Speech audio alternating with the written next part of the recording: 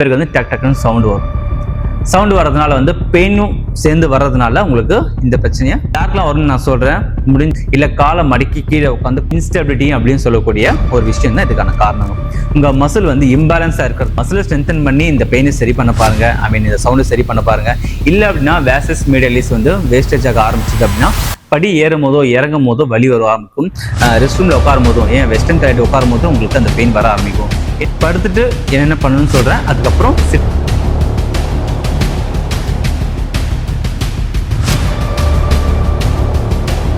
Sitting பொசிஷன்ல என்னென்ன exercise பண்றதுன்னு பார்க்கலாம். ஓகேவா? 6, 7, 8, 9, 10. ஓகேங்களா? இது சிம்பிளா இருக்கக்கூடிய 2 எக்ஸசைஸ் தான். ஸோ இதை தொடர்ந்து பண்ணீங்க அப்படின்னா உங்களுக்கு பெயின் லெவல் நல்லா ரெடியூஸ் ஆகிட ஆரம்பிச்சிடும். உங்களுக்கு பெயினும் வராது அண்ட் பாப்ஸ் வந்து ரெடியூஸ் ஆக ஆரம்பிச்சிடும்.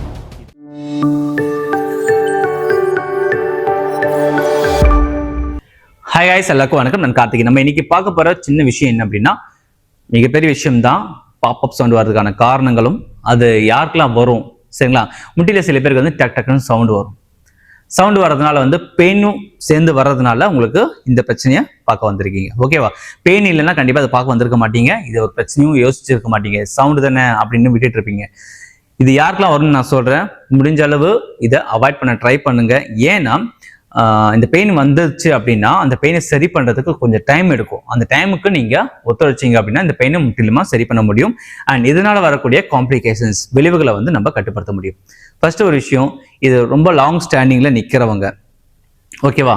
இல்லை அப்படின்னா ரொம்ப பைக் டிராவல் பண்றது, இல்லை வந்து ஒரு நாளைக்கு வந்து 40 to 50 கிலோமீட்டர்ஸ் வந்து அப் அண்ட் டவுன் போயிட்டு வரேன், இல்லை 100 கிலோமீட்டர்ஸ் வரைக்கும் போறேன், கார்ல வந்து ரொம்ப லாங் டிராவல் போறது, இல்லை காலை மடக்கி கீழே உட்காந்து கார்பெண்டர் ஒர்க் பண்றாங்க பாத்தீங்களா, அவங்க டெய்லர்ஸ், சில பேர் வந்து கீழே உட்காந்து வேலை பார்க்குற ஒரு சில ஒர்க்கர்ஸ்லாம் இருக்காங்க.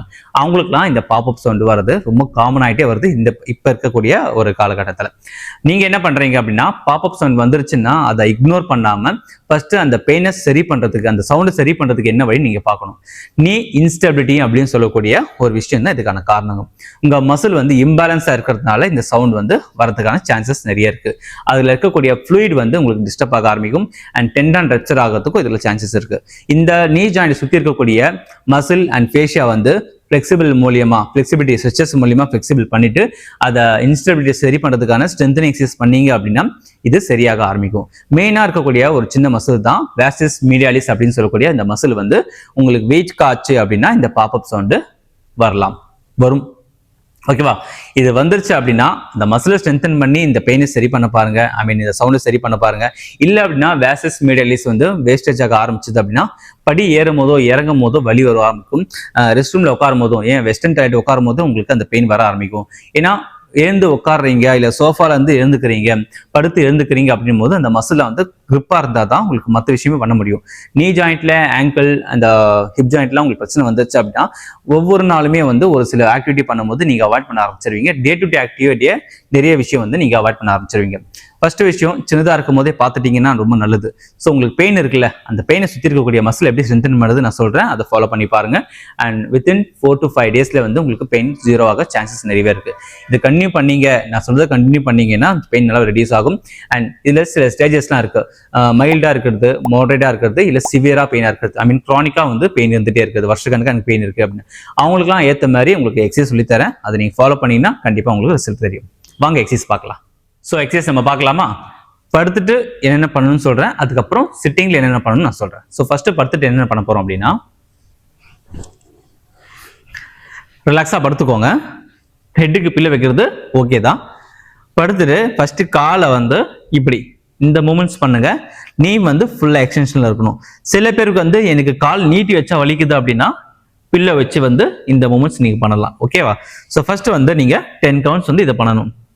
1, 2, 3, 4, 5, 6, 7, 8, 9, 10 கவுண்ட்ஸ் இது பண்ணியாச்சா? நெக்ஸ்ட் என்ன பண்றீங்கன்னா, ஒரு காலை பெண்ட் பண்ணி, ஓகேவா, இப்படி தூக்கி இருக்கிறது. 1, 2, 3 இது பண்ணும்போது என்ன ஆகுனா, இங்க இருக்கக்கூடிய மசில்ல வந்து நீங்க ப்ரெஷர் கொடுக்க ஆரம்பிப்பீங்க. இது பேசிக் ஸ்ட்ரென்தனிங். அந்த மசிலுக்கு தேவையான ஒரு ப்ரெஷரை கொடுத்து ஆக்டிவேட் பண்றதுக்கு. 1, 2, 3, 4, 5, 6, 7, 8, 9, 10. 2 விஷயம் பண்ணியாச்சா. மூணாவது என்ன பண்ணீங்கன்னா காலை வந்து அகலமா வச்சுட்டு இப்படி 1 2 3 4 5 6 7 8 9 10 மூணாச்சா. இப்போ ஃபோர்த் ஒன்று என்ன பண்றோம்னா ஒரு காலை பெண்ட் பண்ணிட்டு எஸ்எல்ஆர்னு சொல்லக்கூடிய ஸ்ட்ரெயிட் லெக் ரேஸ் அப்படின்னு சொல்லக்கூடிய ஒரு விஷயத்த நீங்க பண்ணணும். அது எப்படி பண்றீங்க அப்படின்னா ஸ்ட்ரெயிட்டா வந்து தூங்காம ஆப்ளிகா, ஓகேவா, இப்படி தூக்காம நீங்க என்ன பண்றீங்கன்னா ஆப்ளிகா வச்சு காலை வந்து இன்வெர்டரா ரொட்டேட் பண்ணி 1 2 3 4 5, ஓகேவா. இங்க இருக்கக்கூடிய கிரேஸ்லெஸ் அதாவது இன்டர்னல் அடக்டார் மசில்ஸ் வந்து இருக்கக்கூடிய மசில் ஸ்ட்ரென்தன் ஆச்சுன்னா இங்க இருக்கக்கூடிய மசில் வந்து நல்லாவே இம்ப்ரூவ் ஆக ஆரம்பிக்கும் அண்ட் ஃபிளெக்சிபிலிட்டியோட சேர்த்து ஸ்ட்ரென்தனிங் ஆரம்பிக்கும்.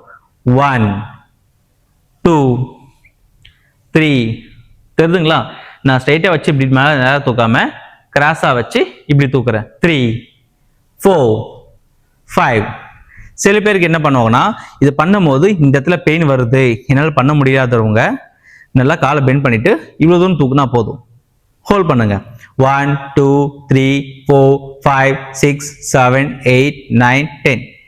இது போல பண்ணீங்க அப்படின்னா இங்க ஸ்ட்ரெயின் ஆகாது, இங்க இருக்கக்கூடிய மசில் வந்து உங்களுக்கு கண்ட்ராக்ட் ஆக ஆரம்பிக்கும், அதாவது டைட் ஆக ஆரம்பிக்கும்.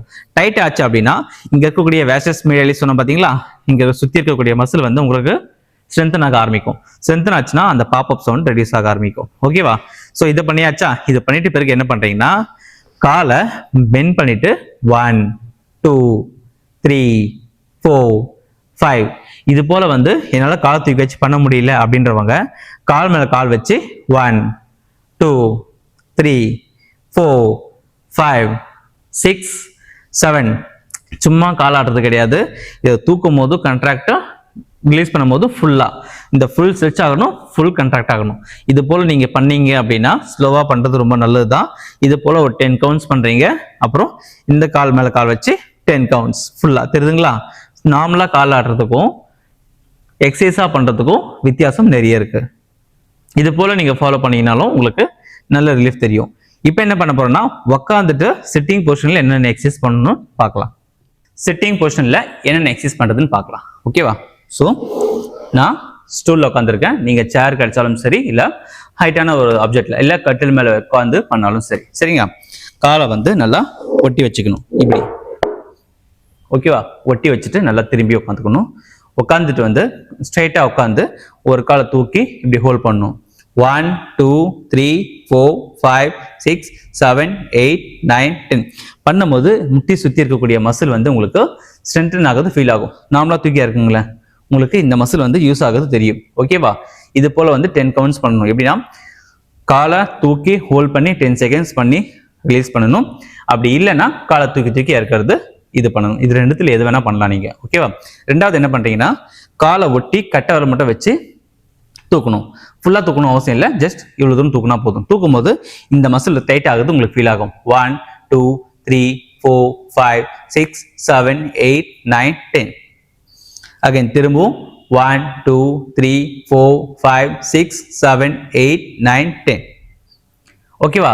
நெக்ஸ்ட் என்ன பண்றீங்கன்னா இங்க தொடைக்கு நடுவில் பாலோ இல்ல டவலோ ரோல் பண்ணி வச்சுட்டு நீங்க ப்ரெஷர் கொடுக்கணும். ஓகேவா.